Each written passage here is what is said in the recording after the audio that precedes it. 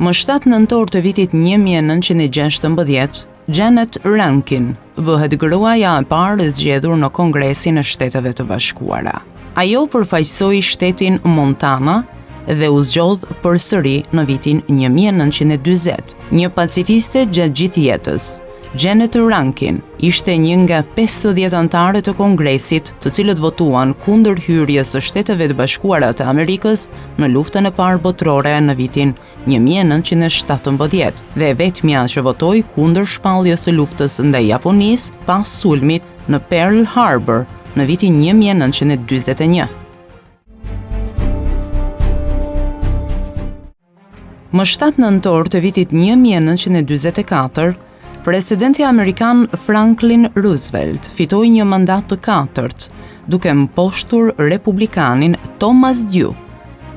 Franklin Roosevelt ndroi jetë në kohën që ishte në detyrë më 12 prill të vitit 1945, ku kishin kaluar 53 ditë pas fillimit të mandatit të tij të katërt. Zëvendës presidenti Harry Truman u bë president dhe në fund të mandatit më 1948 u zgjodh përsëri president.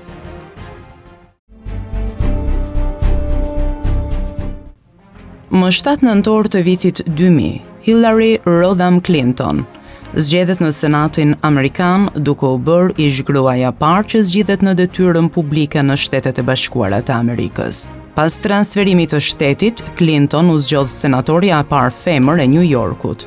Ajo ishte vetmja zonjë e parë që ka kandiduar ndonjëherë për këtë post publik. Pas sulmit terrorist të 11 shtatorit, ajo mbështeti veprimet ushtarake në Afganistan dhe rezolutën e luftës në Irak, por më pas e kundërshtoi sjelljen e presidencës së George Bushit të luftës në Irak dhe vazhdon të kundërshtoi shumicën e politikanëve të saj të brendshëm. Clinton u rizgjodh për senatin në vitin 2006 në zgjedhjet paraprake demokratike presidenciale të vitit 2008. Hillary Clinton fitoi shumë më tepër vota në paraprake se sa kandidatë të tjerë femra në historinë amerikane. Por, ngushtë ajo humbi nominimin për senatore amerikane dhe ishte Barack Obama i cili arriti të fitojë zgjedhjet kombëtare. Më 7 nëntor të vitit 1728 ka lindur James Cook, eksplorues, lundrues dhe kartograf britanik, i cili u ngrit në shkallën e kapitenit në flotën mbretërore. Cook ishte i pari që kreu hartën e ishullit Newfoundland përpara se të kryente 3 udhëtime në Oqeanin Paqësor, gjatë të cilave arriti kontaktin e parë evropian në bregdetin e Australisë dhe ishujt e Hawait, po ashtu i ra rreth e përqark Zelandës së Re. Cook vdiq në Hawaii në luftim me vendasit gjatë udhëtimit të tij të tretë eksplorues në paqësor në vitin 1779. Më 7 nëntor të vitit 1867 lindi Maria Curie, kimiste dhe fizikante polake. Për punën e saj mbi radioaktivitetin, ajo ishte e para femër që mori çmimin Nobel në lëmin e fizikës si dhe të kimisë. Në vitin 1896, Henry Becquerel zbuloi që kripa e uraniumit rrezatonte rreze X. Skodowska Curie vendosen të eksploronin në lidhje me këtë zbulim. Ata zgjodhen një teknik të mençur për të investiguar. 15 vjet më parë, bashkëshorti dhe vëllai i saj kishin zbuluar elektrometrin, një mjet për matjen e ngarkesës elektrike. Duke përdorur elektrometrin, ajo zbuloi se rrezet e uraniumit shkaktonin në ajër përsjellje elektriciteti. Duke përdorur këtë teknik, rezultatet e para që gjeti ishin që përbërëset e uraniumit vareshin nga sasia e uraniumit të përdorur.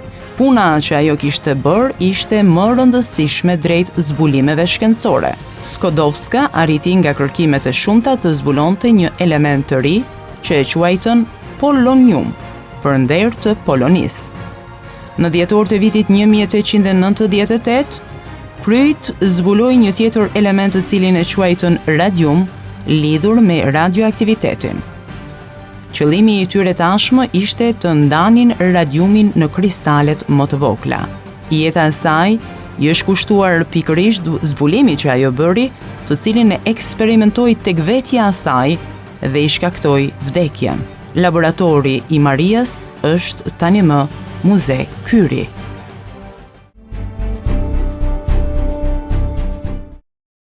Më 7 nëntor të vitit 1879 lindi Leon Trotsky, teoricient, politikan rus, themelues i ushtrisë së kuqe, figurë e madhe e revolucionit të tetorit të vitit 1917, i dyti vetëm pas Leninit. Më vonë Trotsky i shërbeu si komisar i popullit për luftën dhe për çështje të jashtme, por pas vdekjes së Leninit në vitin 1924, nën Stalinin, ai u përjashtua nga partia dhe në vitin 1928 u dëbua nga Bashkimi Sovjetik.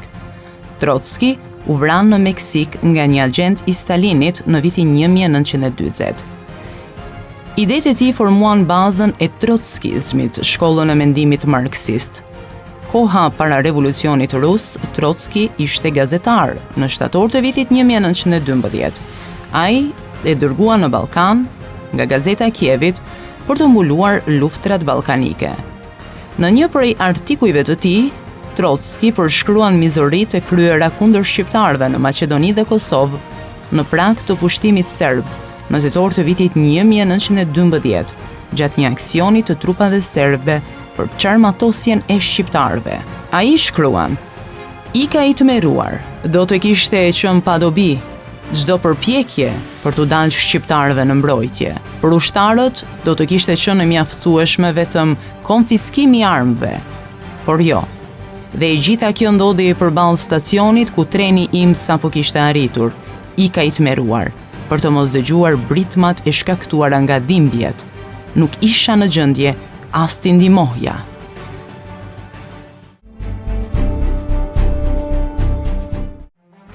Shtatë nëntori i vitit 1913 është data e lindjes së dramaturgut, eseistit dhe gazetarit francez, fitues i çmimit Nobel për letërsi në vitin 1957, Albert Camus. Në saj të presionit të babait, i ndjek rregullisht studimet në universitet dhe diplomohet për filozofi. Në vitet 30 ai kalon sprova të shumta në jetë dhe piqet nga përvoja gjithfarshe, shkruan tekste të vogla mediative me theks biografik, shtrohet në spital për tuberkuloz, por i shpëton vdekjes, por jo kurimeve të vazhdueshme. Harton romanin e rinis, Vdekja e lumtur, të cilën nuk pranon ta botoj për së gjalli. Në vitin 1937 shënon çast vendimtar në jetën intelektualëve të Camus. Boton librin E mbrapshta dhe e mbara, me ese të rinis, dhe në vitin 1939 boton një tjetër libër me ese, Dasma. Bëhet i njohur në vitin 1942 me botimin e eseut filozofik Miti i Sizifit, sfidë krenare e njeriut ndaj universit të dhunës e të pakuptimt që Camus e emërtoi me emrin absurd. Po atë vit boton romanin I huaji, pasqyrë e brishtësisë së njeriut dhe e vuajtjes absurde. Camus e gjen vdekjen nga një aksident automobilistik më 4 janar të vitit 1960.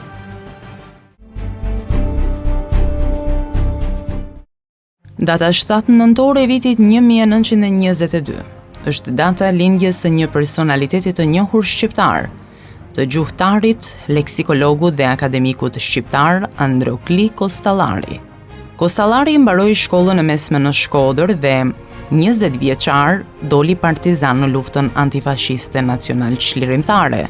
Studimet e larta I mbaroi në Moskë dhe që kur ishte student nisi punën për hartimin e fjalorit rusisht shqip, I cili u botua në vitin 1954. Atje, paralelisht kreu edhe 3 vitet e para të studimeve për gazetari. Në prill të vitit 1955 emërohet në drejtori I Institutit të Gjuhësisë dhe të Historisë. Më pas, zëvendës dekani I Fakultetit të Historisë e të Filologjisë dhe në vitin 1958 emërohet dekan I këtij fakulteti dhe drejtori I Institutit të Gjuhësisë dhe të Historisë. Në prill të vitit 1970, Androkli Kostallari u bë profesor. Në vitin 1972, dekorohet me urdhrin Naim Frashëri të klasit të parë për ndihmesë të shuar në fushën e arsimit dhe të kulturës. Në 74-ën, mori çmimin e Republikës së shkallës së parë për veprën shkencore drejt të shkrimi i gjuhës shqipe. Këtë çmim mori edhe për fjalorin e gjuhës së sotme shqipe. Kostallari ishte një nga organizatorët kryesor të Kongresit të Drejtshkrimit në vitin 72 dhe ideator e redaktor kryesor i fjalorit të gjuhës shqipe.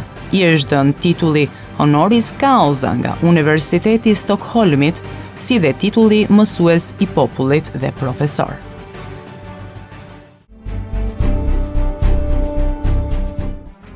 Data 7 nëntore e vitit 1917 shënon revolucionin socialist në Rusi. Gjatë luftës së parë botërore, Rusia cariste pësoi humbje të mëdha në luftë. Me këtë, u shtua pakënaqësia, prandaj filluan përgatitjet për përmbysjen e carit Nikolaj II.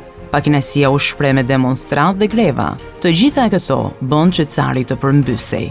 Ky ishte revolucioni i shkurtit në Rusi, i cili kishte karakter borgjez. Kryengritja e cila filloi me 25 tetor sipas kalendarit të vjetër, respektivisht 7 nëntor me kalendarin e ri, bëri që pushteti të kalonte në duar të sovjetëve në Peterburg.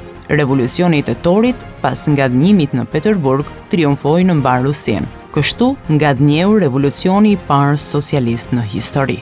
Punëtorët dhe fashistët, të prirë nga partia bolshevike në krye me Leninin, u detyruan të luftojnë edhe 5 vjet më vonë për ruajtjen e fryteve të revolucionit të tetorit dhe për ndërtimin e socializmit në Bashkimin Sovjetik.